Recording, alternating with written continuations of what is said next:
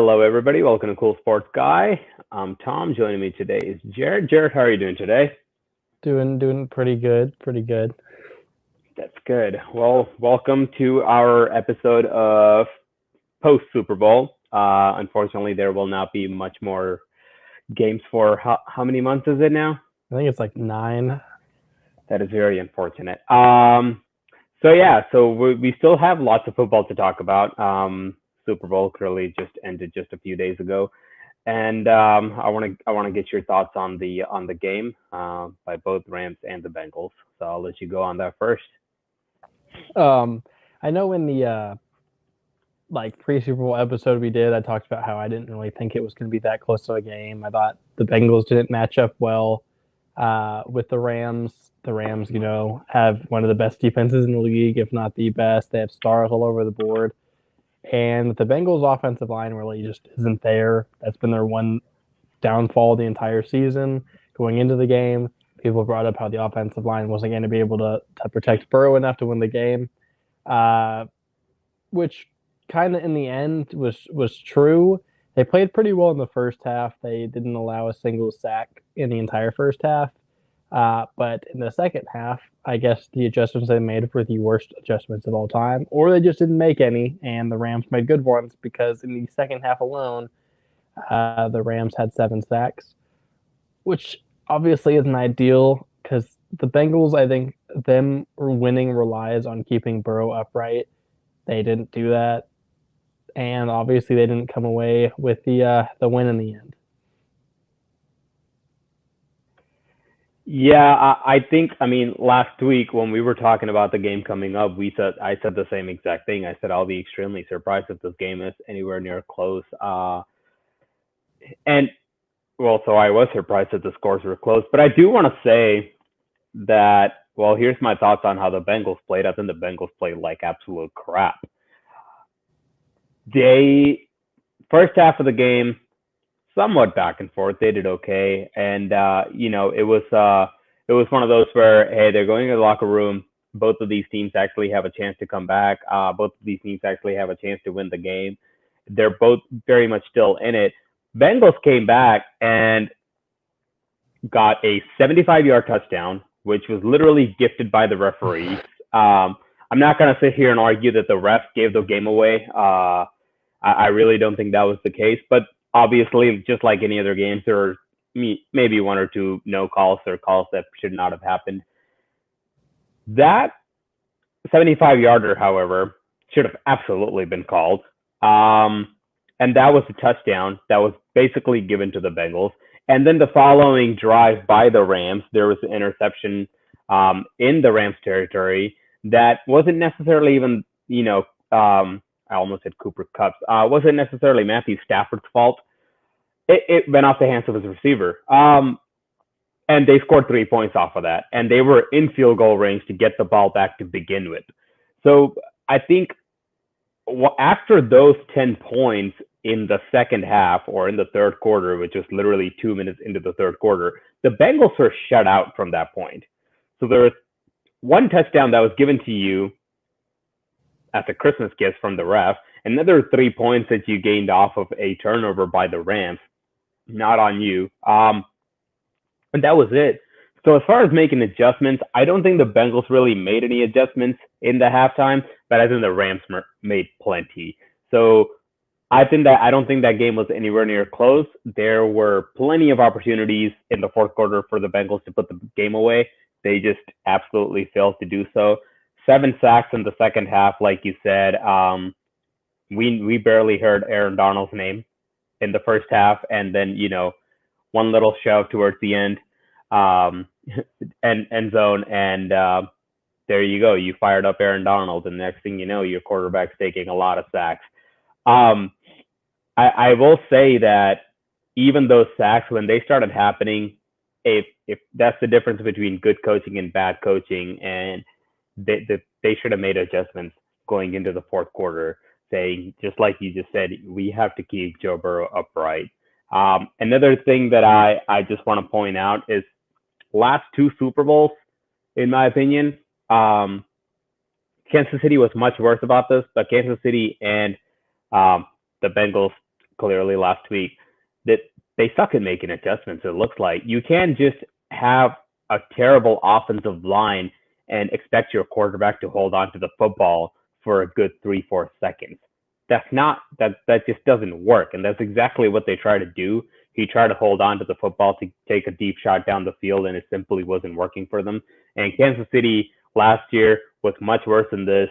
Your quarterback was getting beat up basically every offensive play you have, and you went into the locker room and you made zero adjustments, came back out, kept getting your butt kicked. So yeah, I just think the Bengals did a terrible job. Rams overall, the two turnovers, I don't necessarily put the blame on Matthew Stafford or the Rams completely. Clearly, some of it is their fault. But that being said, as overall as a team, they did phenomenal. I think they played great on both defense and offense and special teams for that matter. And well, they deserve the win. I don't think the score was anywhere near as like it. This game was much far apart than the actual score suggested. Yeah, I think like overall, I think the Rams had a pretty good game. I know in the second half they struggled on offense quite a bit. I think they had I think like both them and the Bengals combined for like 7 or 8 straight punts, which isn't good from either team who are like pretty good offenses. I will say the Rams, they did lose Odell Beckham, which I know he's not like their number one receiver, but whenever he went out, they already didn't have Higbee. Robert Woods has been out since like week 10 of the season. And I know they have Cooper Kupp, but outside of Kupp, if you take out Odell Beckham out of the equation, they don't have that many good weapons. I know Van Jefferson, I think he's pretty good. I don't think he's great by any means to run an offense through. And so it kind of relied a lot on Kupp. I feel like that's why their offense slowed down. I think Kupp is great, but he cannot be the entire offense. I will say the run game wasn't doing that good, and I will give credit the Bengals defense on that. Their defense, I think, for the most part, was pretty solid. Except that last drive. Which speaking of the last drive, it's bringing me to the point. I think that honestly, the Bengals coaching is a big downside in this game. Like you had said with the adjustments, and specifically in the last drive, like both last offense and defensive drive of the game for the Bengals. They on the defensive drive, the Rams drove down the field, and then they would have gotten a stop as ended to fourth down, and then Logan Wilson, the linebacker of the Bengals, it was a questionable defensive holding call. I thought it was a bad call, even coming from someone who was rooting for the Rams. I will give you that. I didn't agree with the call, but it gives them a new set of downs. And when they get said new set of downs, they put Eli Apple, not a very good cornerback, debatably one of the worst starting cornerbacks in the league, 1-on-1 against Cooper Kupp. Not once, but like twice. That's never going to work out. The first time it happens, it's pass interference, which they get another set of downs, and they're at like the 1 yard line. And then the second time, obviously, Kupp catches what would be the go ahead, game winning touchdown. And then the Bengals get a chance to win the game, which I know isn't ideal to have to drive down the field and win the game against the Rams defense, but I feel like the Bengals offense, led by Joe Burrow, it's very possible for them to do that. But their offense, that last drive, was not good whatsoever. I don't remember exactly the amount of yards they had, but they, I think, totaled like 1 yard on the last 3 plays. And I think it may not even been an entire yard on the last 3 plays combined, which obviously isn't ideal. And then they ended up like going for it on fourth down, obviously, and turnover on downs. But I want to bring up, I think that it was terrible coaching not putting in Mixon on the third down run. I think Joe Mixon is a great running back, and obviously I feel like he should be in the position. I think at the end of games, you should put the ball in your best players and your playmakers' hands, which if you want to pass it, so be it, whatever. But I think running was smart in that decision. But I don't agree with giving it to your backup running back, Samaje Perine. Doesn't make a whole lot of sense to me. And then on top of that, he doesn't get it. And then on fourth down, I think it's like fourth and inches maybe. They don't run it again. I love Burrow, but putting the ball in his hands whenever you have that dominant Rams defense like defensive front and pass rush, I would maybe try and settle to get the short yardage first and get a new set of downs before trying to take a shot, which it didn't help the fact that the offensive lineman literally didn't block Aaron Donald at all, and he Thank had to do like you. a 360 fling, I, which I'm not blaming Burrow that he had literally no time to even breathe before Aaron Donald was throwing him to the ground, but I still don't agree with P Ryan being in the game in that situation. Yeah, so a few things. One, I think it was a little bit, they were going for a little bit of a reverse psychology. You put Joe Mixon in there, there's a very high chance the ball's going to be ran, but you put the backup running back in there. I think the whole idea, and this is just me, but I think the idea behind that was to make the Rams defense think, hey, they have their backup running back. It's a play action. They're not actually going to run the ball, right? It might not sound like the smartest thing in the world, but I don't know if you noticed. Clearly, I've seen a lot more Bucks game than you have. Um, Typically, there's a higher chance. This is just me from my eye stand. I don't have any numbers in front of me to tell you this, but when Ronald Jones is in the backfield, I can expect play action many more times than when it was Leonard Fournette in the backfield. And I think that was maybe the mentality they had, because if they're actually trying to run the ball, then hand it off to Mixon. But you take Mixon out of there, you put a backup running back, and you're thinking, hey, that's a fake. They're gonna throw the ball. Clearly didn't work. I mean, Yeah. Sorry, I go don't ahead. I, I don't want to diss your logic here, but by that same logic, if you have Mixon in the game, then they're going to expect to run, and you could just do a play action there. Which, I mean, given yes, hindsight is 2020, it could be either way. I just feel like I don't know. I don't agree with it. I don't think P Ryan's a bad running back. I just think he's maybe the most mediocre at best running back in the league. I think you have to put the ball in your superstar's hands in those situations if you want a chance of winning a game. That's just my opinion on it.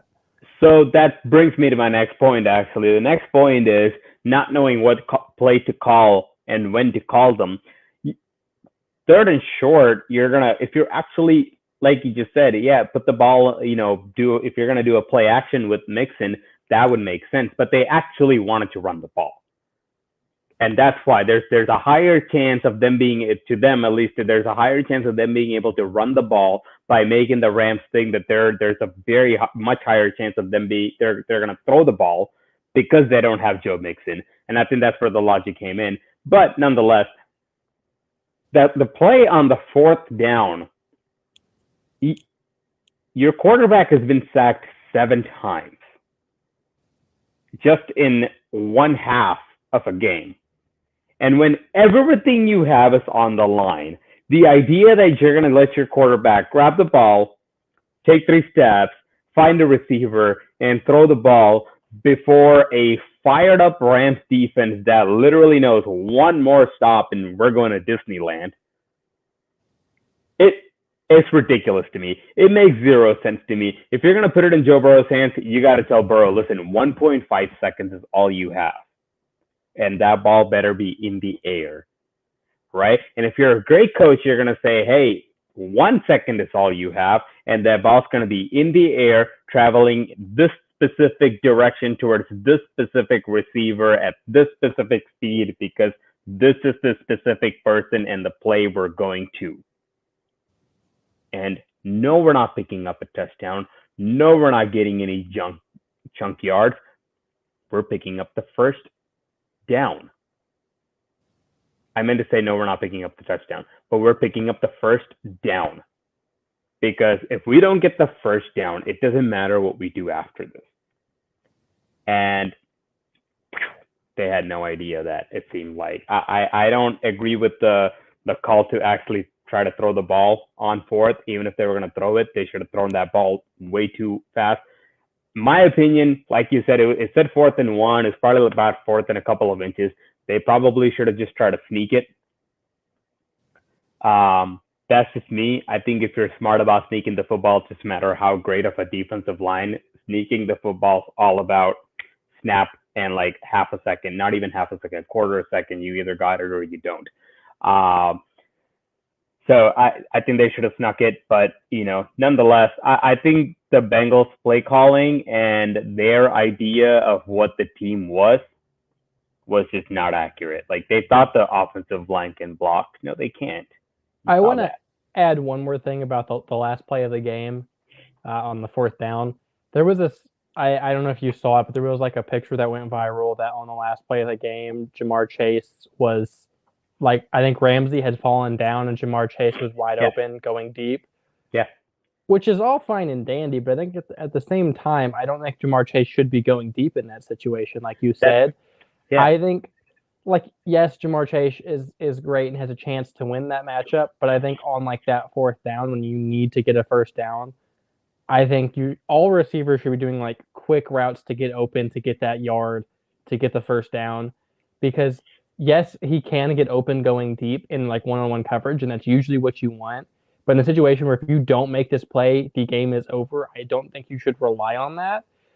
Also, given the fact that it's a deep route and your offensive line has shown in the second half that they cannot stop anybody, he had half a second because Aaron Donald, I think, was one on one and blew right by his man. But here's That also sorry. Go ahead. no, you're good. Go ahead. I was here's also what I don't understand. You're in a situation. So I don't know if you're busy with whatever towards the very end of the game. I know there was some stuff going on with your neighbors out catching on fire. Hope they're all okay.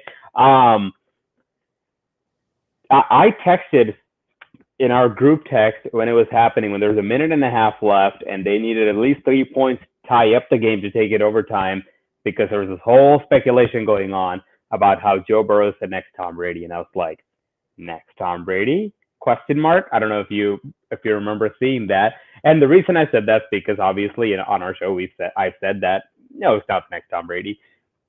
Why in that situation? Look, a minute and a half, and again, this is where situational football kicks in. With a minute and a half left on the clock, you should know, okay, at the bare minimum, field goal. We're starting.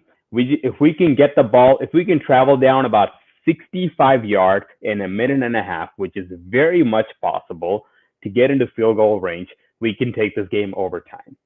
Obviously, we want to go win the game, hope we win the game, hope we go get a touchdown, put the game away. But worst case scenario, we have to keep the game alive, and that's situational football. In a situation like that, where you know you're going to have your quarterback drop back and throw the ball, put extra protection out there, put an extra lineman in there, and try to see if he can block the rush. And drill into Joe. By the way, Joe Burrow is just I want to say second year playing, but I mean he played what 3 games last year? Was it 4? Something like that. I know it wasn't a ton before he tore his ACL. I don't know the Yeah. exact number. So the kid's pretty much playing his 25th game in the NFL ever. You have to drill into his head, hey, like snap the ball and 2 seconds into it, if you don't have a receiver, throw it on the ground, and then we'll figure out a better play for the next play coming up. And I don't know if any of this was said or whatnot, and maybe we're blaming the coaches when maybe the coaches actually did do this and Joe Burrow just crapped the bed. But at the end of the day, dude, you gotta protect him. I keep going back to the 2015 AFC Championship game, Denver Patriots. Um, Brady got hit, I think, 19 times in that game. I've talked about the game here before, but it was a 4th and 10. They're trying to keep the game alive, and it was a 4th and 10. They were down by 8 points, and it was a 26-yard pass that they completed. They didn't complete a 8-yard pass followed by a 3-yard run to pick up the first. It was a 26-yard pass to Gronkowski to keep the game alive. But when he did that, there was a difference, and the difference was while Brady was having to get rid of the ball in 1.7 seconds throughout the entire game because Von Miller was in his face, like right after the snap, he was protected for that play because they put extra linemen in there and they actually made sure they were blocking. And Brady had time to throw the ball. Burrow had no time to throw the ball, and it was just, I don't know. I Yeah, felt sorry for the guy. which like I said, like I think Aaron Donald was one on one on that last play, I don't know in any situation ever why you would have Aaron Donald one-on-one. I know that you can't block, you can't double team everyone because that defensive line is so good. At the same time, you can't not double team Aaron Donald. You can barely get away with triple teaming Aaron Donald. The man is Which like can bench press 500 pounds. He's insane. You're not going to get away with that at any yeah. point ever. Which can I real quick just point out come to Eli Apple's defense on the other side of the football? Keep talking about how Eli Apple's not that great because he can dude, I don't care if you're the greatest cornerback in football, you don't go one-on-one coverage on Cooper Kupp. Especially when Odell Beckham Jr. is out and Higbee's out and Matthew Stafford literally keeps throwing to one person on the field. How are you going to blame Eli Apple for not being able to cover Cooper Kupp? I mean that's also fair, but I just I don't think care it's if it was Jalen Ramsey. I think it's kind of funny though because I don't know if you saw Eli Apple talked a lot of crap on Twitter to everybody. Yeah. Like whenever they beat the Chiefs, he was tweeting at Tyreek Hill and Cole Hardman like, "I'll buy you tickets to the Super Bowl." Then he played for the Saints and Giants in the past, and he always tweets out how much he hates them and stuff like that. He's like the most hated man in the NFL, and I think it's hilarious. I think one of the funniest thing was I forgot the reporter's name, and I don't even know if it was a real post or just a meme that was made up. I don't know if you saw, and it said something about how amazing it was to do a like have coverage for her first Super Bowl, unlike Eli Apple. Yeah, no, that I, is an actual reporter. She always throws shade like that. I can't remember her name off the top of my head, but I know exactly what you're talking about. it was hysterical. I'm not gonna lie. Yeah, that's basically all she does is just throw mad disses to everyone. It's kind of funny. um, so obviously staying on the top of Super Bowl, Cooper Kupp won MVP. Do you think he should have won? Oh, without a doubt. Without a doubt. The first half, he was a big part in their offense. And the second half, he was their entire offense. I know there's other people who debatably could have gotten it. I don't think Matthew Stafford should have. I know that one of his picks for sure wasn't his fault. I think the one in the end zone, I think that was a little underthrown, so I would That kind was of blame that one. thrown. Yeah. The other one was I think it was the one that was like on their side of the field. It was I don't remember what the route was. It was like a short route to No, that's exactly that's when the Bengals got the ball right after they scored and they kicked a field goal. I think it was actually a pretty good throw, if I'm not mistaken, and then like Skronek kind of just like tipped it straight to the defender. Yeah, kind of the receiver's fault on that one. But I also think he had a good game, but it wasn't like a great game to deserve Super Bowl MVP. Cooper Kupp had 2 touchdowns. I think he had over 100 yards. Was their entire offense. Overall solid game. On the defensive side of the ball, I think everyone was so good all the way around, like all across the board, that I don't think anyone really stood out enough to get it. Aaron Donald, yes, I will say definitely would have been second place for me. But I just feel like Cooper Kupp had that much more of a effect on the game. He did also he caught the game-winning touchdown pass, which doesn't hurt at all. I wouldn't have been that mad if Aaron Donald got it, just because he's also the face of the team and whatnot. But I think if I was a voter, I might be biased because I love Cooper Kupp, but I would have also given the award to Cooper Kupp in that one. Do you think that Kupp deserved it? I don't know. I keep going back and forth. So first of all, let me just say this.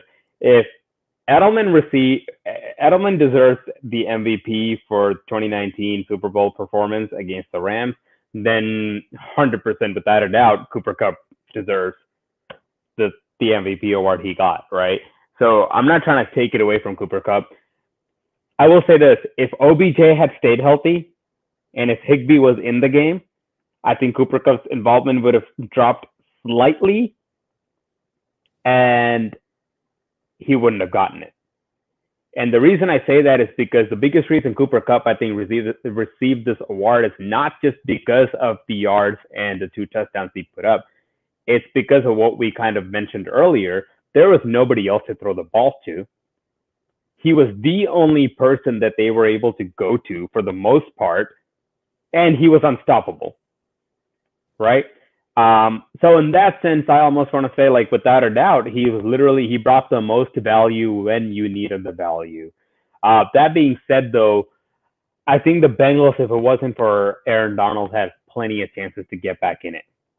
And I think that's the reason I keep going back and forth. If you think about, especially the second half, the besides that 75-yard, no face mask call, even though the freaking Jalen Ramsey's head got tilted from one side to the other.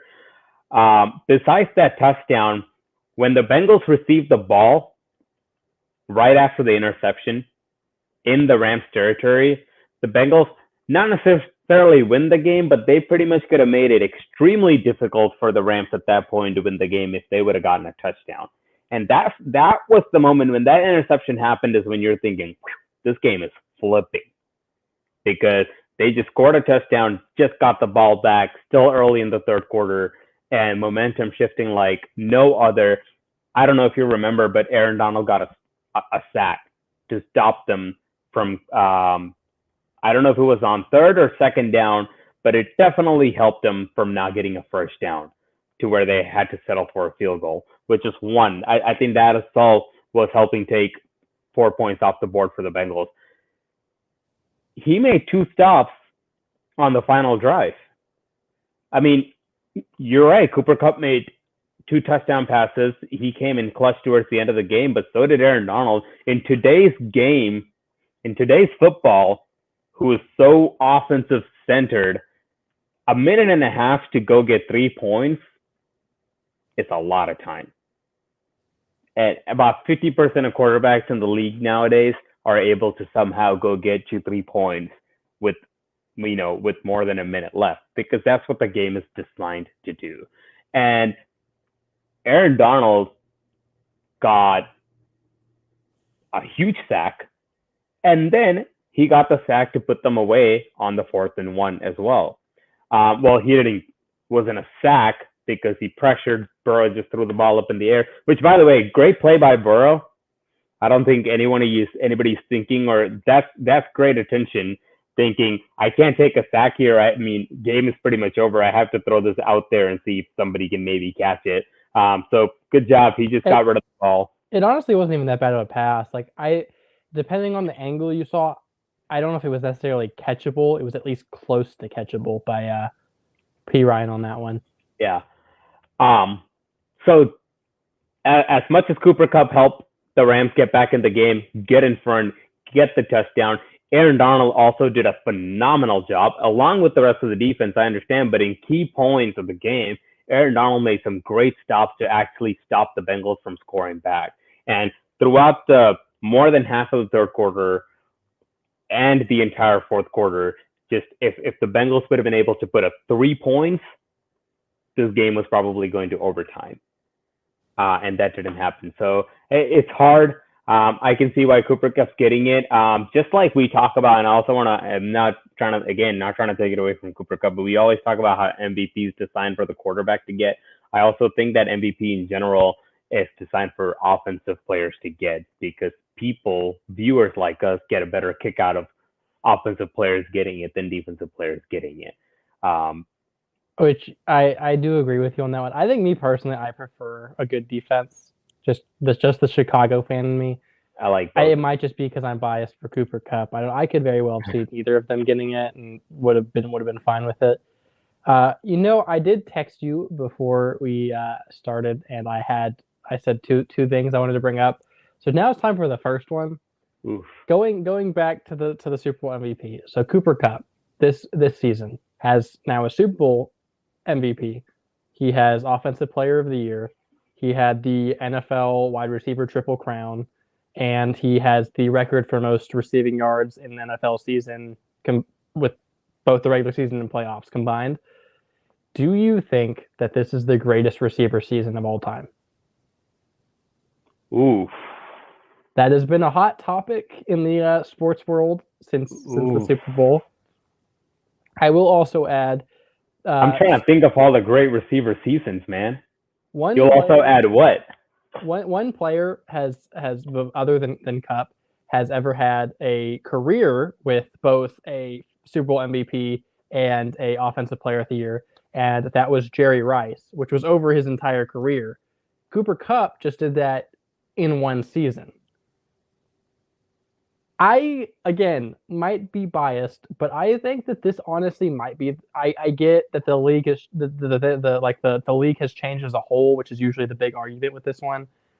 I think that this is the greatest receiver season of all time, and I get that with the fact that the league is changing makes it easier for that to be a thing. But I still think you shouldn't take away the fact that No. it's more of a passing league now. I think without a doubt in my mind, this is the best receiver season of all time. So I think I have to agree with you because to achieve all of those things in one season, there is no argument beyond that, right? He just, I mean, everything you just listed out, he just got triple crown, Super Bowl MVP, and even the Super Bowl MVP, if not like, oh, can we art like, yeah, we just went back and forth on who we think should get it, but I'm not disagreeing with him being at least one of the most valuable players on the field. I mean, you have to be a fantastic receiver because every single time a receiver does great, we also give equal credit to the quarterback. This is one of the very few times where we're like, the quarterback did okay. The quarterback just looked for this guy on the field and just tossed the ball that way. That's all he did, right? Um, I think yes, it is. It is probably the best single season receiving ever. I think I agree with you on that. The dude's unstoppable, man. He really is. He truly is. I mean, even forget Matthew Stafford last year with Jared Goff. He Yeah, did fantastic. which I also want to bring up another thing about the whole Cooper Cup season. So I think I mentioned this on the podcast before. When I first started getting into football, my favorite players were Kurt Warner and Larry Fitzgerald. And Larry Fitzgerald had that amazing postseason run. They didn't end up winning the Super Bowl; they lost to Pittsburgh, but it was just a great postseason run. Larry Fitzgerald even added he comparing his great postseason run to this Cooper Cup great postseason run, and he's like, I think Cooper Cups is better because I have memories. He has Yeah, hardware, I which I saw. know winning isn't anything and everything whenever it comes to like comparing player seasons because it's a team sport and But everything. yeah, But I think it just adds that little cherry on top for the fact that it was just such a good season, it and he is. didn't slow down at any point. I don't think there was any game where he was this is a bad game. I had him in fantasy. I know if I needed points to win a game, if I'm down like 40 points and I have Cooper Cup and my kicker left, I'm like in the bag. This is an easy win. Cooper Cup it was amazing. I also think Yeah. he had the most fantasy points in an NFL season ever. Well, reliability is important, right? And when you're that high level of a player and you're that reliable, then I mean that itself is something. Yeah, man. I mean, if he keeps up this pace for one more year, I already think he could be in the Hall of Fame the way he's playing right now. But I'm not gonna go deep into the Hall of Fame argument quite yet. Still a very young receiver. Still have lot to do, a lot to show. But I mean, yeah, he's just. I will say that you started pointing it out way before I even started noticing it. But yeah, this kid is great.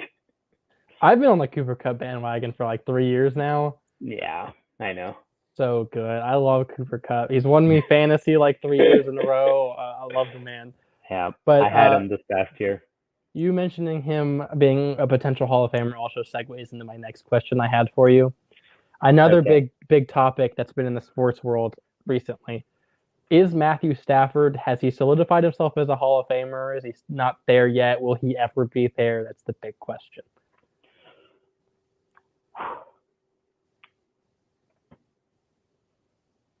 You know how much I love Matthew Stafford. I'm a big Matthew Stafford fan. No, he's not in the Hall of Fame. He's not. Um, I almost said hear me out, but then I'm like, what am I gonna say after that? He's not a Hall of Famer yet. I think that's my answer. He very much could be a Hall of Famer because, I mean, I think that people tend to be prisoners of moment far too often. And that's why him winning the Super Bowl is automatically making us think, OMG, Hall of Fame. What difference? I'm just going to throw this out there and I'm just going to ask this question, right? Matthew Stafford went and got a touchdown. There's a minute and a half left on the clock, right? Bengals get the ball. Stafford has nothing to do with what happens while the Bengals have the ball. If Burrow would have went down the field and scored a touchdown with 5 seconds left on the clock, and Bengals won the game, does that change people's opinion on whether he should be in the Hall of Fame or not? Probably does, honestly. And then that's why he should have made. That's the thing. And forget what people tend to be prisoners of moments, right? Him winning the Super Bowl, him getting that one last good drive with Cooper Kupp to go there, get the touchdown, get in front, and win the Super Bowl is the reason why everybody out of nowhere is like, oh, Hall of Famer, right? But if he would have lost that game, 90% of people who thinks he should be in the Hall of Fame right now probably wouldn't be thinking that, which would have had nothing to do with his performance.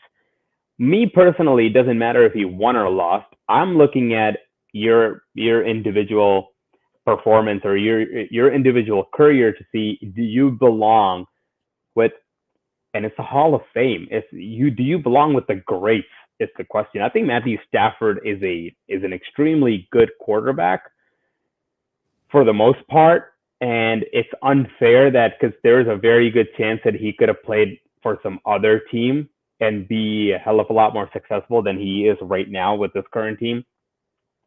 But unfortunately, he wasn't, right? Because if you open that can of worms of, oh, well, if this quarterback played with this team, if this receiver played with this quarterback, then you have another 500,000 Hall of Famers that you can point out to. But you got to go with what you got, and unfortunately, you played with Detroit, and that sucks, but it's going to count against you. But in Detroit, what did you accomplish? If I look at your 13-year career, you have given me one Super Bowl winning year. Congratulations. There's one of those literally there's been 53 of those. Somebody wins the Super Bowl every year. And I'm not trying to take anything away from Stafford, but Stafford was in the middle. We argued about two people that could potentially be Super Bowl MVPs in a Super Bowl as a quarterback he played in without bringing up his name. Right? That's how much impact Stafford had on the Super Bowl winning team.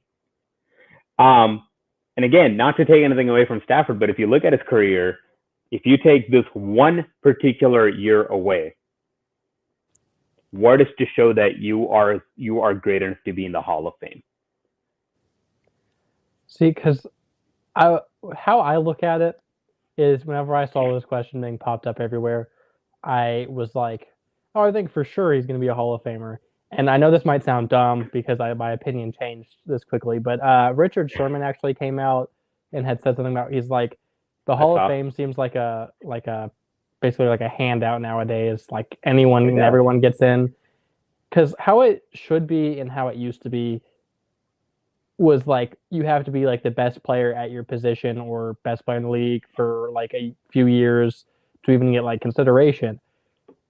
And he was like, Matthew Stafford's never been the best quarterback in the league, or even he doesn't have an MVP vote. Forget the best. Has Matthew Stafford? How many times in 13 years has Matthew Stafford been the top 5 quarterback? I don't even know if ever, because I don't even know if I would say that this year. I think he had a great season. I think he was an early front runner for MVP, which he was also my early front runner for MVP. But it's tough because I am kind of a Matthew Stafford fanboy, but I do think that the I know they're division rival, but it sucks. I think him being with Detroit did kind of like hurt his career because if you don't win as a quarterback, that kind of hurts how like you're viewed. The one thing I will say though is so we're a consensus here. Matthew Stafford, as of right now, probably is not a Hall of Famer. Would you say Philip Rivers is a Hall of Famer? Because I know No. that the general consensus, I think, that if you asked most people, they would say yes, Philip Rivers is a Hall of Famer. But Philip Rivers, I think, is like a very similar situation to Matthew Stafford, where he's always had great stats, but he's never won. Like even in they made the playoffs a few times, but he's never really even won in the playoffs. But at least Matthew Stafford has one good playoff run. I don't think Philip Rivers really even had one. I think if the general consensus that Philip Rivers should be in it, I think you should go with Matthew Stafford deserves it more than he does. But it depends on how you look at it.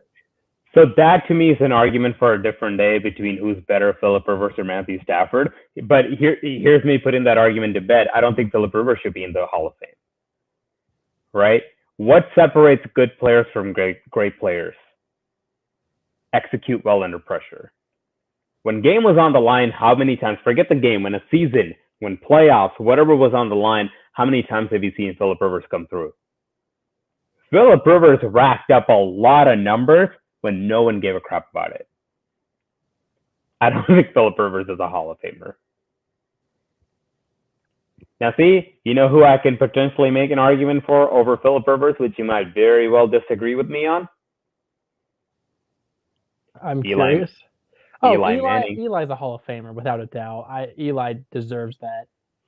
I know, which is weird how I'm saying that, and I'm saying like Rivers or Stafford's not because Eli also never won an MVP or anything like that. But I feel like he's the reason they won 2 Super Bowls. Like he was great in those games. Yeah. Which also, I know this has turned into who's a Hall of Famer, who's not episode. But Richard Sherman brought up at least Matt Ryan has an MVP. Do you think that Matt Ryan's MVP makes him a Hall of Famer?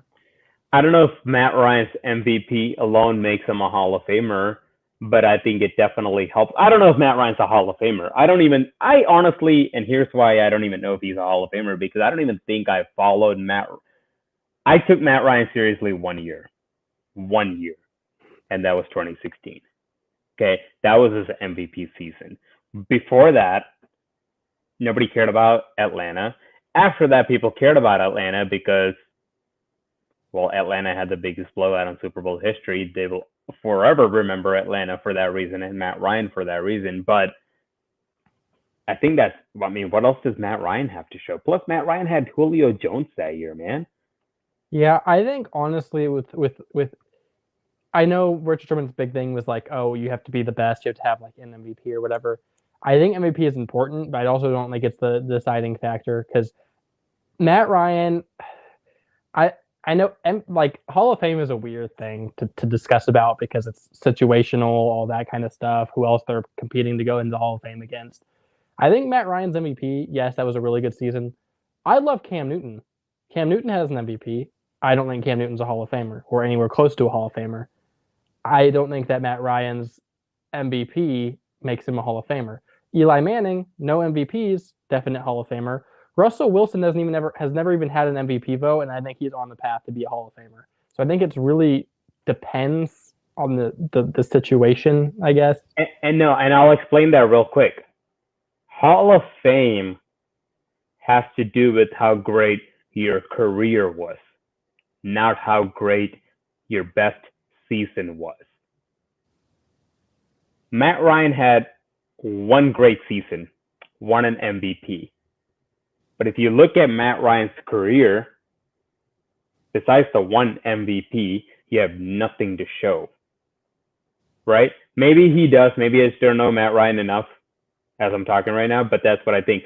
But I know Cam Newton. Cam Newton had he's had 2 good seasons. He had two out of those 2, one of them was great. You won MVP. Congratulations. That's as good as you get. And you will never be the same again. Right? So from a career standpoint, you were never great. You showed glimpse. When you're great for an entire season, you're an MVP. But when you're only great for 1 year throughout your entire career, that's equivalent as being great in one game out of an entire season. That's how I look at it. Being great in one game out of the entire season does nothing for you. I've seen Jared Goff do that. So I know we're getting a little off track here, but I will say, I think if Matthew Stafford has another similar season to this year, I think that definitely very much. boosts his odds. I don't think he has to win another Super Bowl to become a Hall of Famer. I think if he has another good playoff run, then yes. I think a lot of the another big debate against Matthew Stafford being in the Hall of Fame is the fact that with Detroit, they were a very bad team most of the time he was there. They were down most of the time he was there, which leads him to pass a lot. That's why his stats were so good. Uh, I know people Lions fans when they were salty that he got traded. They called him like Pat Stafford or something, Pat Statford or something like that. Which it's hard for me because I am very biased towards some players. I love Matthew Stafford. I'd love for him to be in the Hall of Fame, but like I think we both decided probably not yet. I would like for the Hall of Fame to be a little bit more or at least viewed. I'm not saying all the players that the media says is going to get in is going to get in, but I wish it was viewed more as more difficult to get in, other than you were a decent quarterback who played for a long time, which I think is Matt Ryan's thing. Is he was never great other than the 1 year, but he was a pretty good quarterback, and he played for a long time. That's also I think the thing with Phillip Rivers. He was a pretty good quarterback who played for a long time. I think the whole having to be elite for however long should play into it, which I know Matt Ryan's the one with the MVP, but I feel like Matthew Stafford is a lot closer to the Hall of Fame than Matt Ryan is. Oh, absolutely. I Matthew Stafford has a Super Bowl. Even if Matt Ryan won that Super Bowl, I still think Matthew Stafford would be closer in my eyes. Yeah, maybe. That's just how I view it. I mean, given maybe I'd be viewing it differently if the Falcons won and didn't have the biggest collapse in NFL history, but who knows? Yeah, and that's another can of worms, so we don't want to open right now. But look, at the end of the day, can Matthew Stafford end up being a Hall of Fame quarterback? I think he can. I think right now, if he called it quits, I don't think he will get in. I don't think he should get in. Got to be great, man. You got to be beyond great.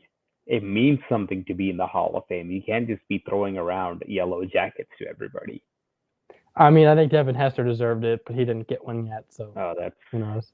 I'm very salty about that. Yeah, I don't know if we have the time to let you rant about that. I don't think we do for this. Maybe next episode I'll bring it up, but I'll leave a little snippet here. How does the greatest returner? I know it's people. Oh, he just returned the ball. He wasn't a great receiver. He is the greatest returner of all time, and without a doubt changed the game based on how good he was. He deserves to be in the Hall of Fame. Literally, teams did not punt the ball inbounds because of him, because he was that good. They had to change their game plan around him because he's that good.